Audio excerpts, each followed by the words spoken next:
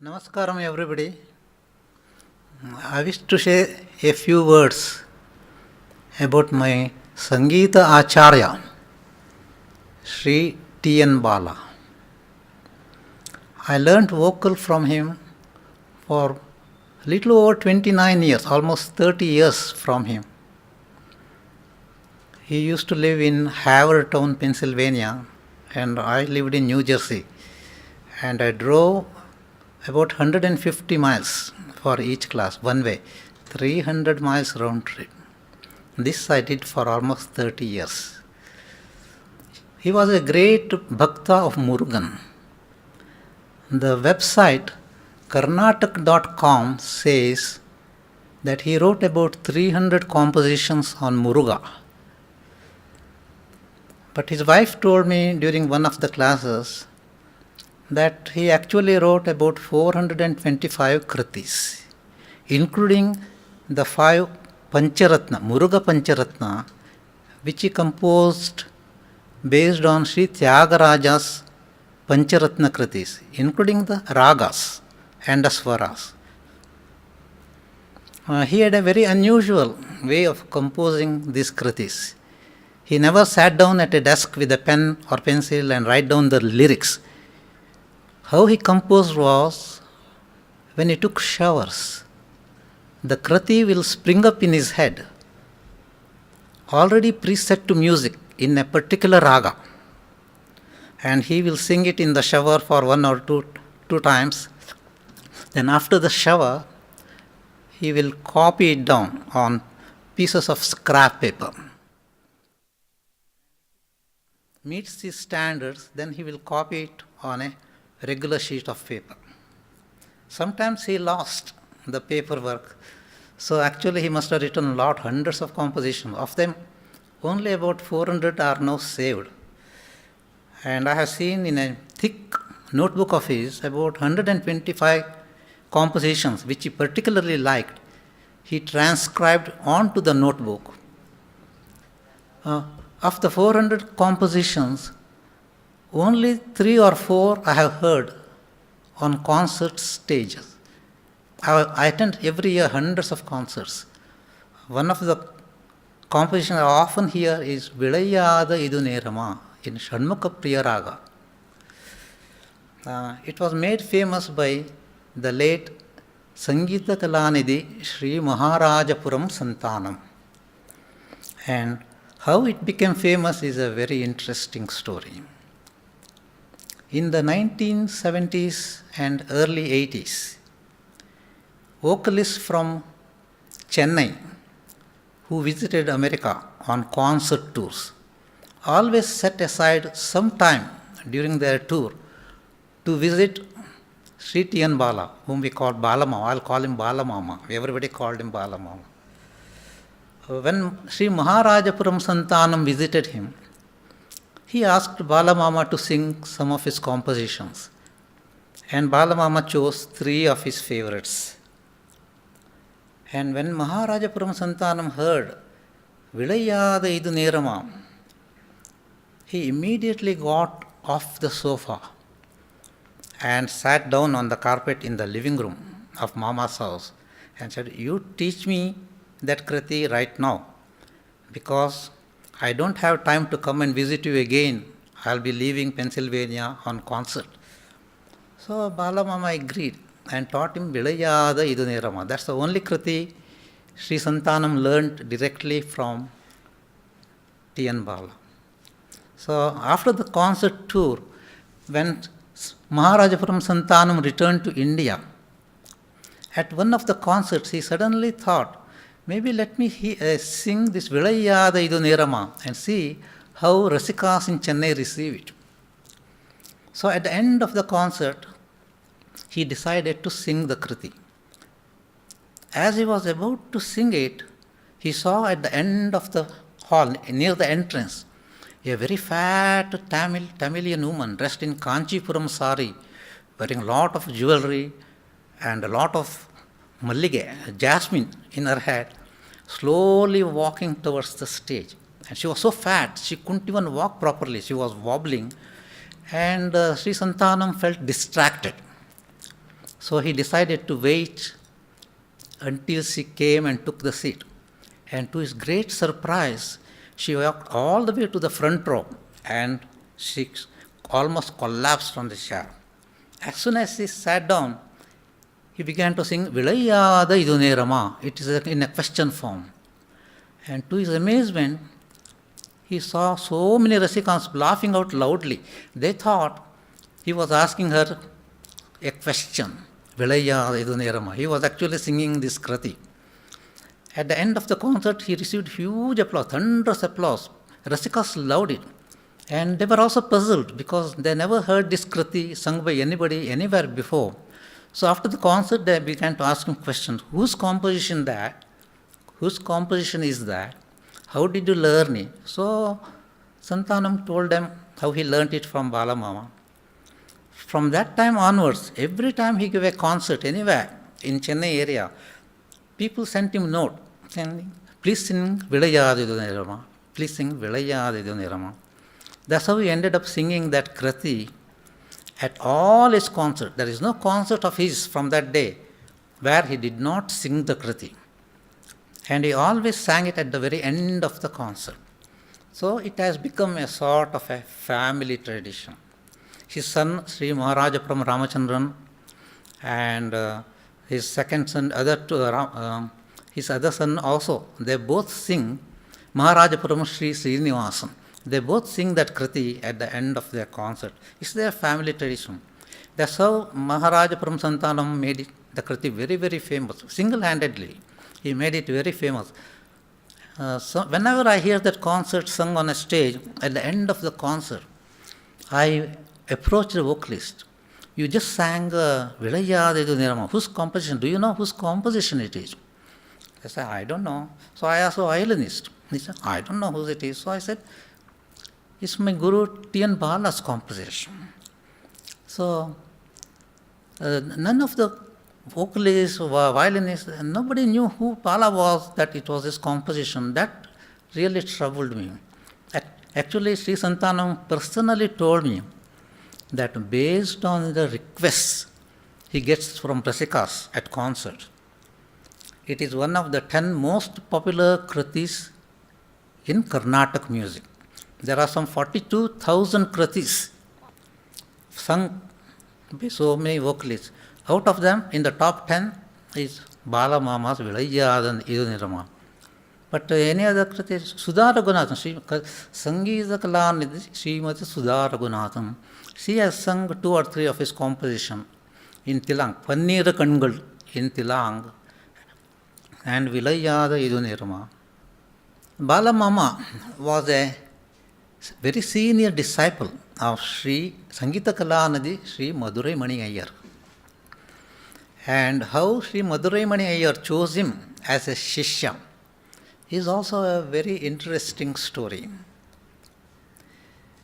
When Bala Mama lived in Mayavaram, he lived across the street from Sri Madurai Mani Iyer's house.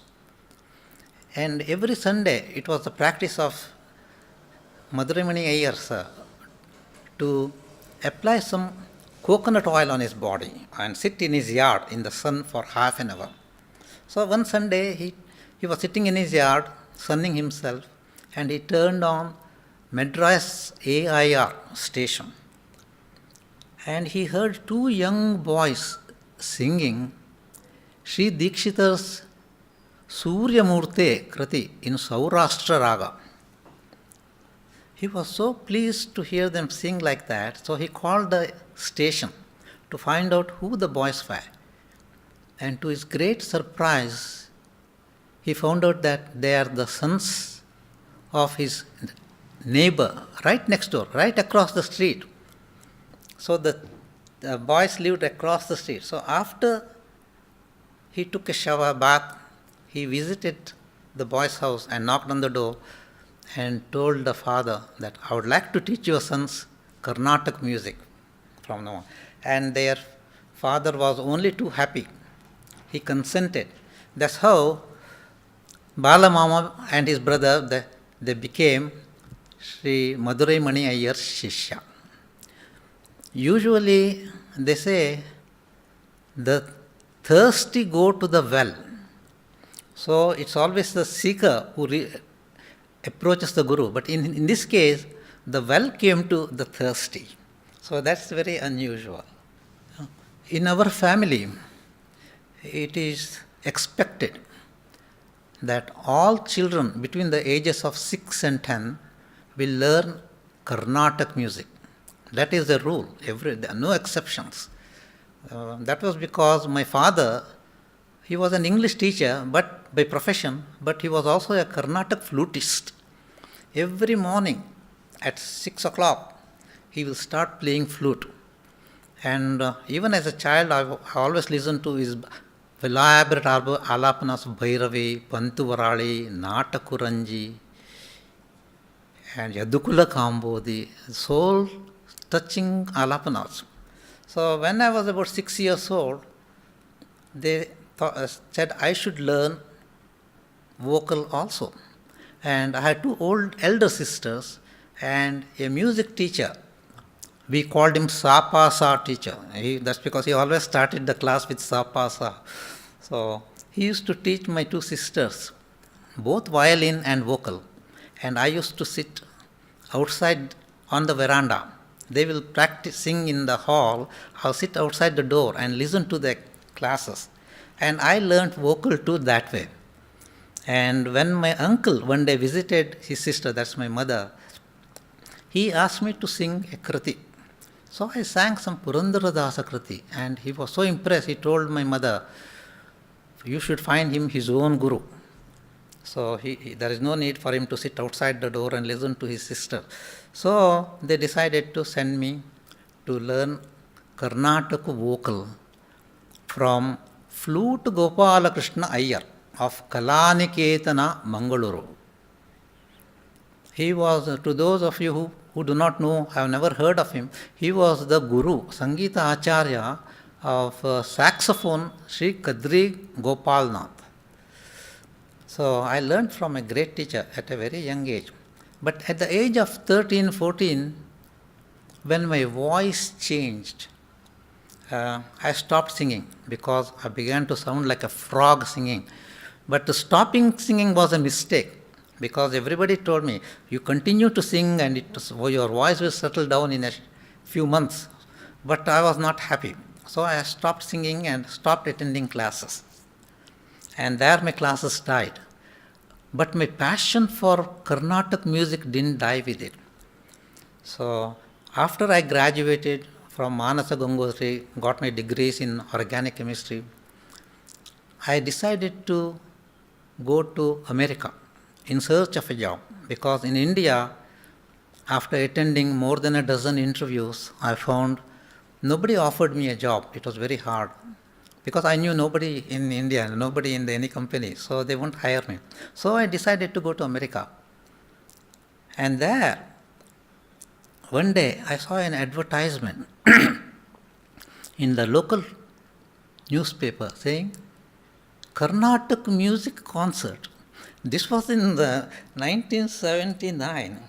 Very few Indians were in America in those days. Now there are more than 3 million Indians in New York, California, everywhere there are Indians, there are little Indias. But when I was there are very, very few Indians in those days, and Carnatic music concert is a very rare event. So I was absolutely astonished to read about that Carnatic music concert. Tirupavai songs, Sri T N Bala and his students will be singing. I decided to attend the concert, although I didn't know a word of Tamil. Even now I don't know Tamil.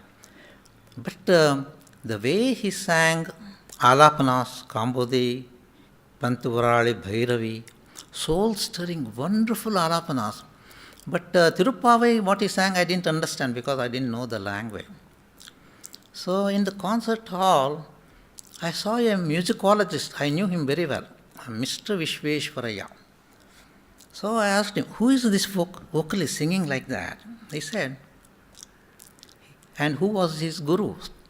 So he said, he must have learned either from Sri Ariyakudi Ramanuja Iyengar or Madurai Mani Iyer or someone of equal stature.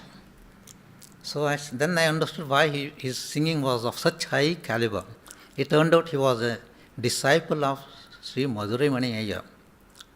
So the Vishwesharaya said, Yashwant, you told me you want to continue your Karnataka music. He is the right teacher for you.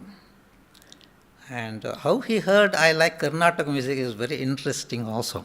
I am going to tell a lot of small stories. One day at a concert hall, Sri Vishwesharaya was sitting next to me, and he said, I have seen you at so many concerts. You always wear a salwar and kurta. You look like a North Indian vocalist.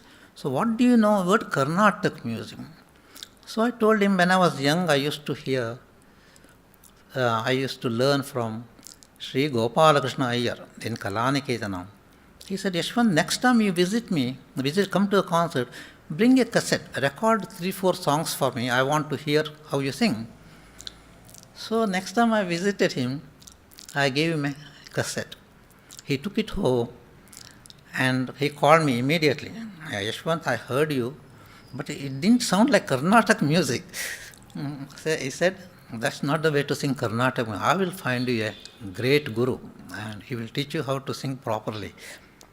Then at Ved Mandir, after I heard Sri T N Bala, that's when he said, if he agrees to teach you, learn from him. You will do well. So next day I got a call from a friend of mine, Raghu Sugavanam is his name. He said, Yashwant, I have joined a class, music lesson. It's a group class. I said, who is the teacher? He said, T N Bala. I said, only 2 days ago I heard Bala singing in Vedamandir. He said, I have joined the class, but I have a problem. I said, what is the problem? He said, there are 10 women in the class and I am the only man. I want you to come to the class and give me company. So that is the way that's why he wanted me to join the class. And in the class, for the first 6 months, I didn't even utter one word. No, I didn't even say sapa because the shruti was low and it was uncomfortable for me to sing. So during the 6 months class, I never said anything. So my Bala Mama never heard how I sing, what I sing. So then after 6 months, he told all the students, you have to record what I have taught and bring a cassette in the next class. So dutifully, I recorded what I learned from him and gave the cassette to him. And he used to listen to those tapes when he drove back from New Jersey after class to his home. He lived about 150 miles away too. He used to come to New Jersey to give us private group lessons. So on the highway, he will listen. His wife will hand him one tape at a time. So I think it was the third or fourth tape, my tape she picked up. He looked at it and he said, oh, this is Yashwant. No, I will hear him last. He is not a Tamilian, he doesn't know what can he sing. And he had never sung anything in the class. I have never heard him say one word. So he kept my cassette at the very end. So after all the tapes are over, then he put my tape. And the way he described it to me, he said, my Mohana Narasimha Agacha. When he turned the tape on, my music song just hit him in the face like that.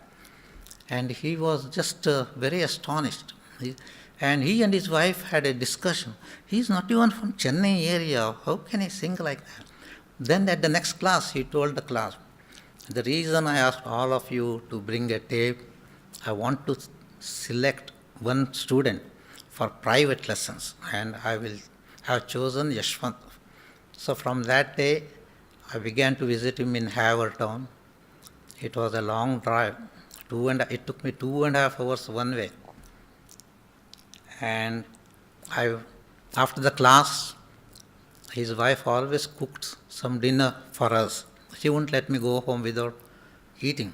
And it is during this dinner time that I had good talk with my guru, T N Bala. And he will discuss on various topics, including Carnatic music, and his guru, Madurai Mani Iyer. I have seen many times while he was talking about his guru, he was so overcome with emotion, he burst into tears, So he revered his teacher. And Madurai Mani Iyer is known for his Shruti Shuddha. In the autobiography of Sri Lalguti Jayaraman, it's a thick book. He has written that he has accompanied almost 200 musicians in his lifetime. And yet, in that book, he mentioned only two names, two vocalists by name. One is Sri M.D. Ramanathan. The other one was Sangeetha Kalanadi Madurai Mani Iyer. He said, for Shruti Shuddha, those two vocalists were unbeatable. He told that they have Sukshma Shruti Jnana. So he was at a very high level, so he could distinguish between, but I am not at the level. For me, as far as I am concerned, there are only 12 Shruti, But Lalguti said there are 24 Shrutis. So he could distinguish between minor variations. And he said nobody can sing like Madurai Mani as far as Shruti Shuddham is concerned. And my guru, T N Bala, was the same way. He was obsessed with Shruti. So during each class, he will tune tambura perfectly. And his wife will play the tambura. Then he will have two Shruti boxes of his own. And he insisted that I have my Shruti box on too. So in between songs, when none of us sang, his whole room reverberated with nada of tambura and 3 Shruti boxes. I can still hear it, how wonderful it was, nada. So that's all I wish to say about Bala Mama. I just wanted to say a few words because nobody in Chennai area knows about him or heard about him. But he was not only a great composer, he was a fantastic vocalist, great vocalist, and a mridangist, and a Kanjira player. Sometimes when musicians from India visited USA, he has accompanied quite a few of them, like Sri Sangeetha Kalanidhi, Srimati D.K. Pattamal, Sri D.K. Jayaraman, Sri Maharajapuram Santanam, Sri Nedunuru Krishnamurti, and many other, Sudha Raghunathan, Sangeetha Kalanidhi, T.R. Ramachandran. So he has accompanied many top musicians. So I hope more people will listen to what I said and try to know more about him. So namaskaram. Thank you for listening.